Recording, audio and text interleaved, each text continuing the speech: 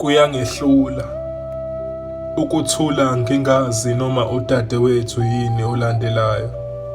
Ukuthumela abantwana esikoleni sekuyingozi, nokuba semathandweni nowesilisa sekuyingcuphe hleze abe ngumdidiyeli wezindlela ezintsha ozofa ngazo. Isibumbu namabele sekuyicala. Ukuzama ukuphuma othandweni olungcolileyo oluhambisana nezibhakela ukuhlangabeza izinhlamvu ngesifuba. Isifuba sowesifazane sesashunqa intuthu, uthando nokufa kushomene. Kuchitheke ubuchopho nentukuthelo. Iziqhwaga zikhanuka ngisho abantwana. Bahlinzwa izibeletho bephila.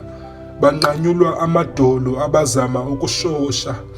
Bayasongelwa ozama ukubaleka. Uyofela emahlathini amnyama. Ukubaleka akusaphephisi.